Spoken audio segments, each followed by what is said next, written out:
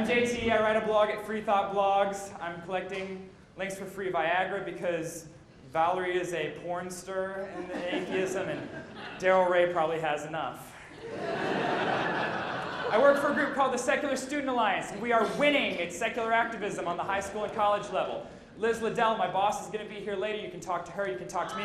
Oh, there's Liz right there. We have a matching offer going right now. If you want to donate to the SSA, everything up to $250,000 will be matched. So if you have a spare $250,000 or a spare $5, Liz is the one there in the middle. This is our campus organizing team on pretty much a normal day. She'll be speaking here tomorrow.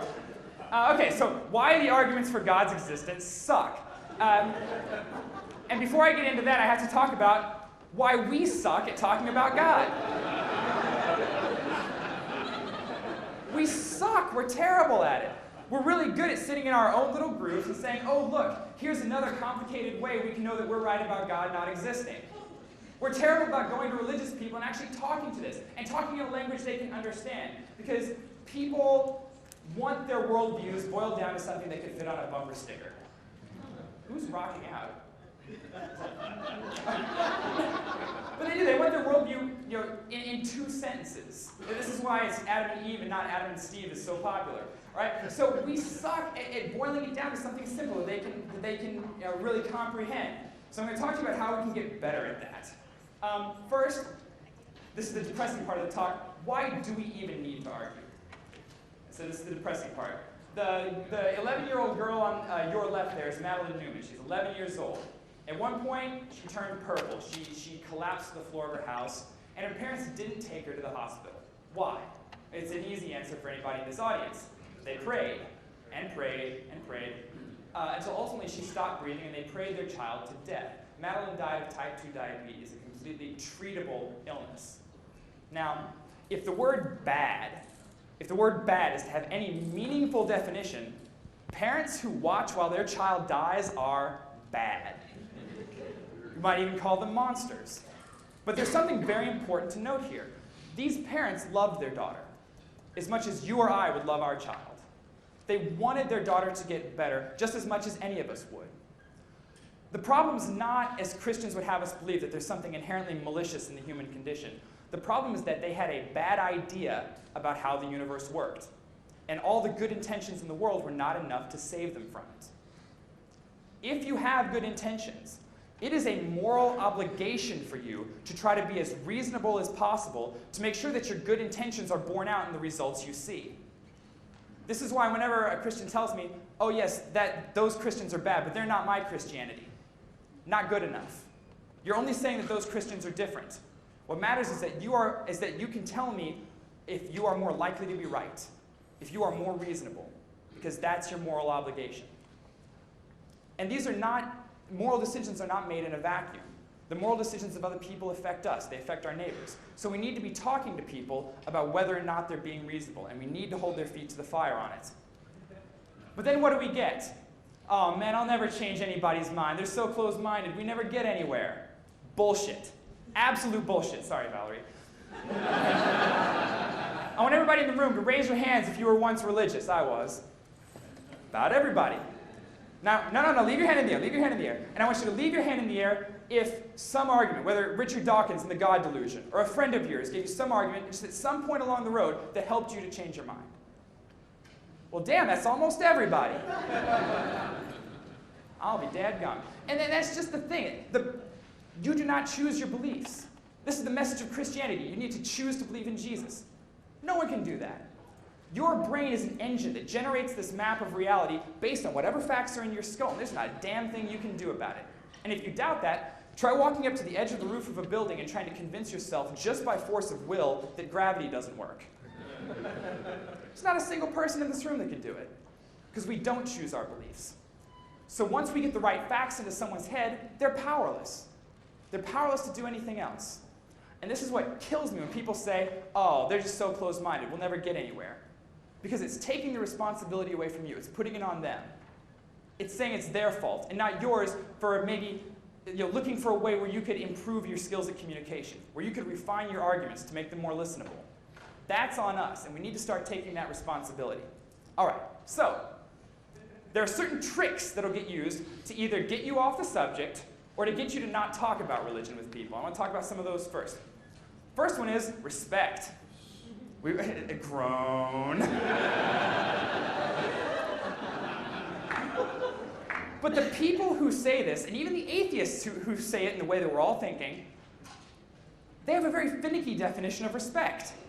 If I'm wrong about something, tell me. Please tell me. I want to change my mind. I want you to assume that I would want to change my mind. A lot of people hear the word respect and they make it synonymous. Tell them we're busy. And they make it synonymous with placating someone, as if they didn't have the fortitude to withstand some criticisms about their belief. We can work with religious people and coexist without creating this culture of condescending one another and then treating it as respect. Tell people what you think. Help them to be better, reasonable people.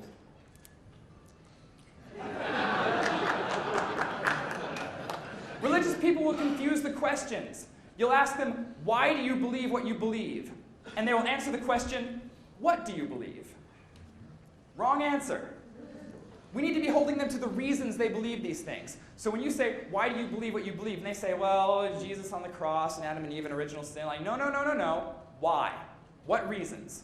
What evidence? Don't let them dovetail you like that. Another thing is they'll say, well, isn't it just possible that God exists? Or isn't it possible that my religion is true?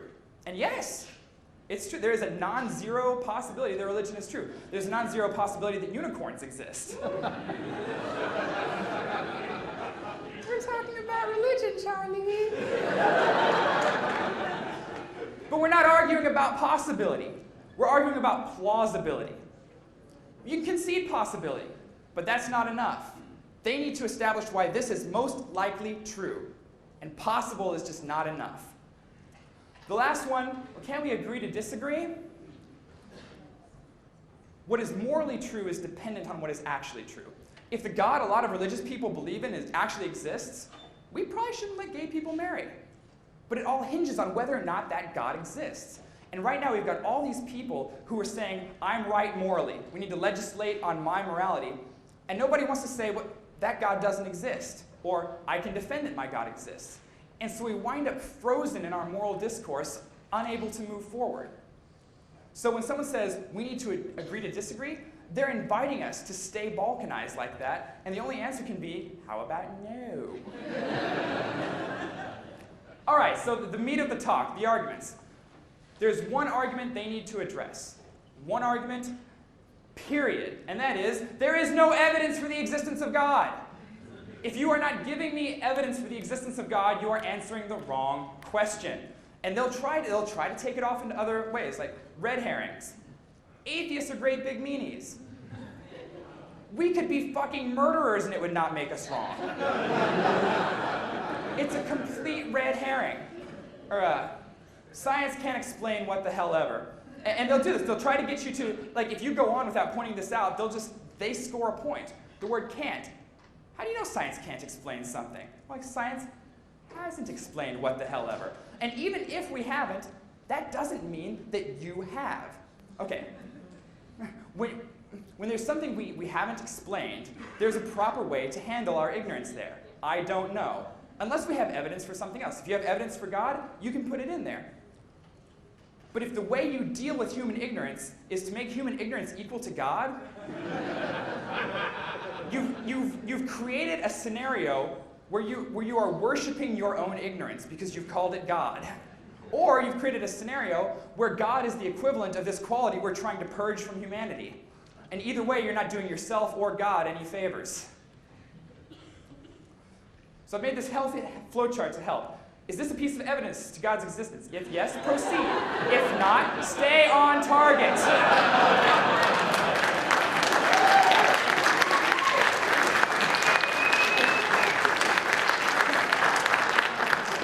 If they are answering any other question other than, why do you believe God exists? You are not doing your job of holding their feet to the fire. So what's next? You can't prove God doesn't exist.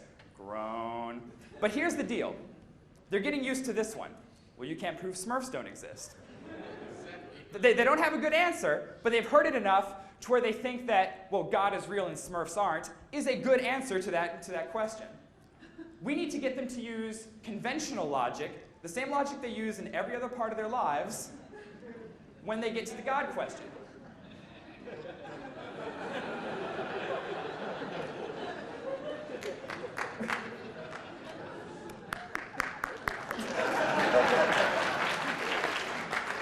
So what is the two-sentence way to do that? Well, I'll tell you, nowadays when someone says, you can't prove God doesn't exist, the first words out of my mouth are, you're a thief. I say, what? I say, you're a thief. You steal shit. That's bad. Stop it. I'll say, I'm not a thief. Like, prove you're not a thief. And the next words out of their mouth are invariably, well, there's no evidence that I'm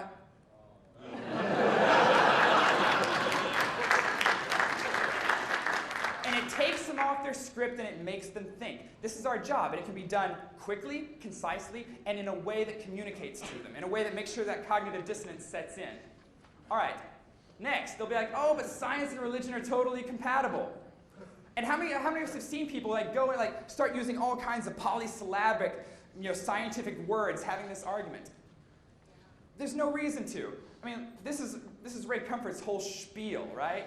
And I'm telling you right now, if you start talking to religious people, like normal religious people, like in church and stuff, they listen to this guy and they regurgitate it, all right? But you don't need to make it this huge, complex issue. Because take just someone rising from the dead. I mean, this is the province of biology. Biologists have something to say about people rising from the dead. And all Christians believe this. Or someone walking on water. I mean, this is something that physicists might have a bone to pick with. Or the idea of someone could be converted into a pillar of salt. I mean, this is chemistry, right? And you think this is compatible? Or how about a global flood that somehow left no evidence? I mean, geologists might just shit a brick at this idea. And even if the geologists have nothing to say about this, the historians do have something to say about it. This is Richard Carrier, my hero. The historians do have something to say about it because lots of civilizations, like Egypt's 6th dynasty, made copious records of their civilization when the flood was supposed to have taken place, somehow missed dying. Pretty resilient folk, those Egyptians. But then you'll hear, but there are religious scientists. And it's true, there are religious scientists. But the thing is, they're not religious for scientific reasons. Otherwise, they'd be publishing papers on God's existence in peer review. We'd be reading about it in textbooks. But JT, there are groups, totally secular groups, like the Discovery Institute, who are trying to publish papers. And they're trying being the operative word, never succeeded. So even if someone is regurgitating their stuff to you in language you don't understand, because you're not a science major, it doesn't matter that you can't respond to them. All you have to say is that the experts disagree. And it's not just that the experts disagree, but if they have this information that can confirm God exists and get it into textbooks and the scientific consensus, why the hell are they telling you? I mean, you guys are students and plumbers and waiters and music majors. I mean, when real scientists make a discovery, do you think they run up to waiters and be like, hey, I've made this cool scientific discovery, let's start a grassroots movement to get it into textbooks? No! They go to scientists to make sure their work is correct. And that the Discovery Institute, Christians, is rushing to you with this stuff, and not to the scientists, should tell you something. It should say not only a great amount about them, it should say a great amount about what they think of you. And in the future, you should probably remember who they are and how they operate. We all defer to the experts. They'll say, argument to authority, but we all defer to experts. If you like having plentiful food, if you like iPhones, flying on airplanes, you're deferring to the experts. We can't live long enough to become experts on everything. We have to defer to the experts. Now, if you disagree with the experts, what does your position look like? I mean, to you, science must be the greatest coup in the history of ever. Just laying low for thousands of years, unveiling the mysteries of the universe, giving us plentiful food, clean water, medicine, computers, laptops, pornography on the internet. Internet is for porn. Only so that just now, So now, thousands of years later, they can mislead us on evolution. They don't realize it, but this is the scenario they're painting. And you need to tell them, just as concisely, that this is completely implausible. If you believe that people rise from the dead, you're on the wrong side of science, period. All right, so then they'll be like, oh, but everything's ordered. It all looks designed. And does the universe look designed? Well, no. The universe creates order all by itself, which is exactly the universe we would expect to find ourselves in if there was no God. Take snowflakes, for instance. Far more complex than liquid water, unique, each and every one, but who feels the need to invoke a snowflake-making God? Nobody, because we know the natural processes that create that order all by themselves. And it's the same from stars to DNA replication to literally everything. In fact, as Richard Carrier famously says, there was once a time when nothing was explained. Ever since that time, everything we have explained has been found to be the product of mindless forces acting on inanimate objects. How will all the rest turn out? So even for questions we haven't answered, such as the question from whence comes the universe, we need to look at the historical trend in discovered knowledge. And science is not finding God. It's finding natural causes, even for order and complexity. But JT, isn't science your religion? Isn't science a matter of faith? No! I want to vomit blood every time someone says this to me. It's a belief, but it's a belief that gets confirmed over and over again. Every time we drop a stone and can measure its rate of descent, it's confirmed. Every time we throw a satellite to the outer reaches of the solar system and hit something the size of a pinhead, it's confirmed that the universe is consistent, which is the only assumption science makes. It's confirmed over and over again. And even religious people live on the assumption that the universe is consistent. For instance, if you walk by a hot stove one week and burn your hand on it, you're not going to put your hand on the stove next week because you expect the universe to be consistent. It's also the reason why if you saw an animal talk, it would probably freak you the hell out. It's also the reason if you saw 20 animals talk, you'd start to get used to it. All we're asking of the religious people in terms of science and in terms of their own beliefs is that they stay consistent. They operate this way everywhere else. Stay consistent. But JT, what about the prophecies confirmed in the Bible? Let's talk about those. The vague prophecies. This is from Luke 7:27. This is the one about whom it is written, I will send my messenger ahead of you who will prepare the way before you. This is not much of a prophecy. Here's one I made up last night, drunk. There will come a time when 3 evil men will rise to power and a woman will oppose them, leading the people against them. This will be fulfilled in the next 20 years, I'll bet anything. How much divine inspiration do I need? Here's my horoscope from today. I'll be damned, it's a miracle. Here's what I could do, a 21st century mortal with Google. In the 2nd century Rome, there shall be 5 emperors, and they will be named Nerva, Trajan, Hadrian, Antonius Pius, and Marcus Aurelius. Shouldn't God be able to do better than a mortal with Google? I mean, with being all-knowing and all. And this is the standard you should hold them to. So the presence of vague prophecies in the Bible kind of negates the idea of a God who's any wiser than me and Google. Trivial prophecies. How impressive is this? Tomorrow the sun will rise. The Bible's full of prophecies like this. Why don't they say something like, tomorrow the sun will not rise? Now that's a prophecy. But the Bible doesn't do that. When it does, it's invariably wrong. Or cheating. Jesus, if he existed, was a rabbi. He would have known the Jewish literature, so he would have known what prophecies he had to fulfill. The if he existed part is going to be tackled by Richard Carrier later in this session. Rejoice greatly, O daughter of Zion. This is from Zechariah 9:9. This will get brought up a lot. Shout, daughter of Jerusalem. See, your king comes to you, righteous and having salvation, gentle and riding on a donkey, on a colt, the foal of a donkey. And this is not just conjecture on my part, because in Matthew 21:2-5, Jesus says, go to the village ahead of you, and at once you'll find a donkey tied there with her colt by her. Untie them and bring them to me. If anyone says anything to you, tell them that the Lord needs them, and he will send them right away. This took place to fulfill what was spoken through the prophet. Doesn't that seem like cheating? How difficult is it to fulfill a prophecy you already know about? Hint, not.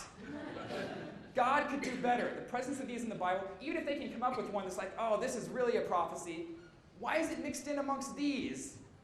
Couldn't God have done better if he was really trying to communicate with us?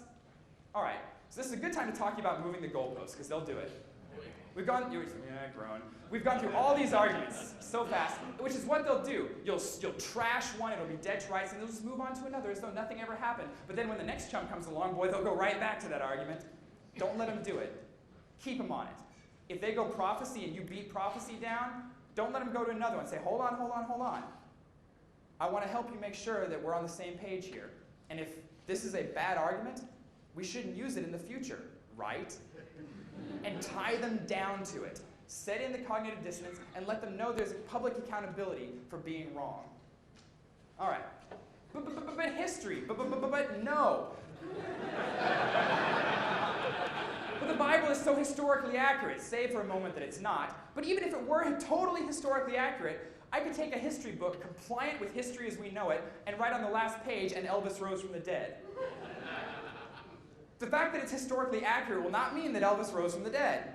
In fact, you can say to Christians, what is the two-line answer here? Right now, there are religions making their holy books, new religions making their holy books right now. And they will be historically accurate. Not because the religions are true, but because they were written at a point in history. Historical accuracy says nothing to the truth of miracle claims or the existence of God. And here's the good one. But I feel God. Yeah, all those arguments suck. I don't even know why I brought them up. But I feel God. And here's the deal. I think they're sincere. I think they're telling the truth. But what they don't realize is that our senses can kind of suck sometimes as far as giving us the right input information. So I'm here to tell you right now. Here's an example to prove this to you. Square A, square B are the exact same color. Now and here, I'll prove it to you. Now, I did this down in Texas, and someone said, well, it just changed colors as it went down. Okay, let's try it again.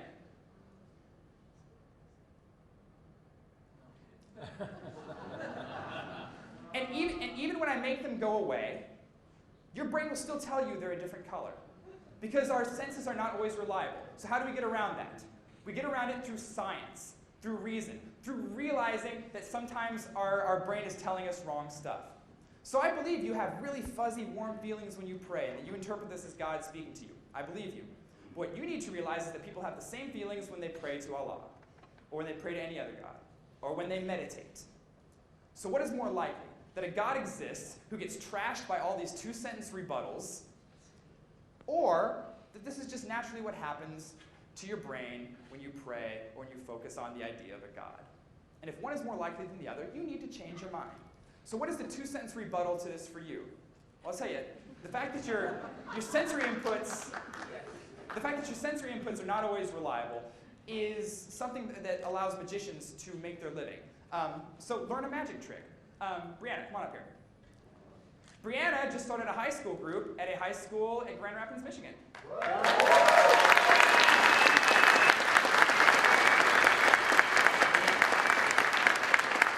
want you to hold your right arm out and pull your sleeve back. PZ, can you come up here? Come on. Right. Okay, now what I'm going to have PZ do, let me tie this knot here. What I'm going to have PZ do is I'm going to have him hold your hand. All right, now, he's doing that so there's no way I could pull this off the edge of your arm. So if I was going to get it off your arm, the only way I could do it, pull down for me real quick. 1, 2, 3. Oh, God, I'm going to break your arm. Yeah, oh, my God. Pleased with that? Oh, my God, I haven't done magic before. We're going to try that one more time.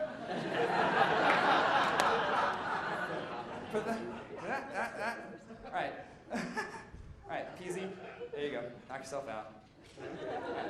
There we go, and there we go. And it's a knot, and you can examine it. So learn a magic trick.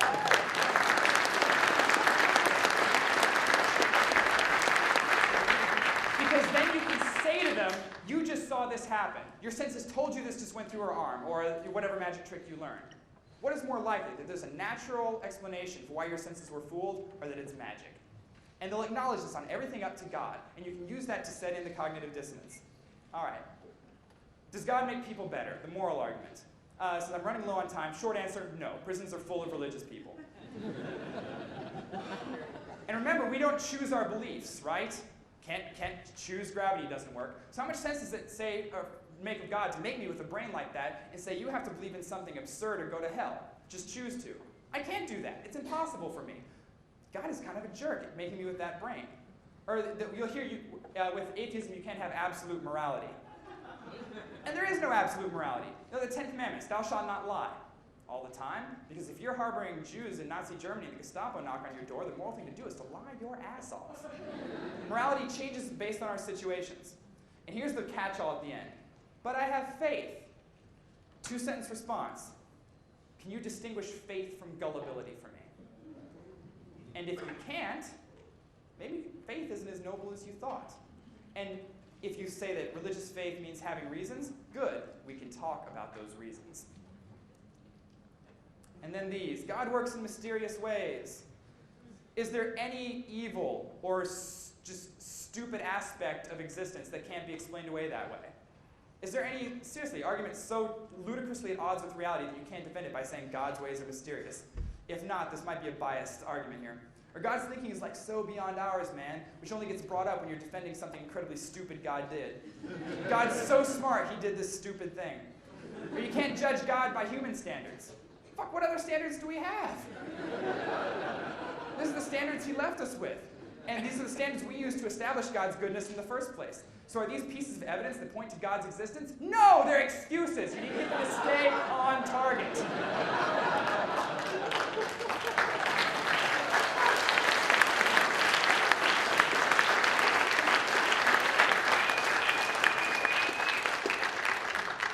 And the last one to get is, after you trash all their arguments, you've held their feet to the fire, but one day might we find evidence for God? Isn't that possible? Yes, it is possible. And at that point, we'll change our minds, but not a second sooner.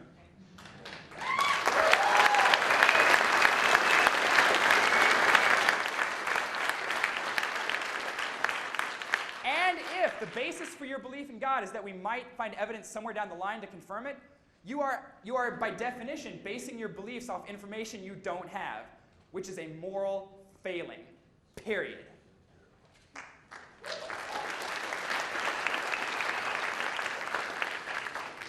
So what is the moral take-home of this? You don't need 5 PhDs in everythingology to talk to people about God. You need common sense and the ability to tell when someone's trying to distract you with red herrings or bad arguments. And you need to realize that being reasonable is a responsibility we all share as human beings and teammates down here on Earth. And we need to start holding people accountable for it. Thank you.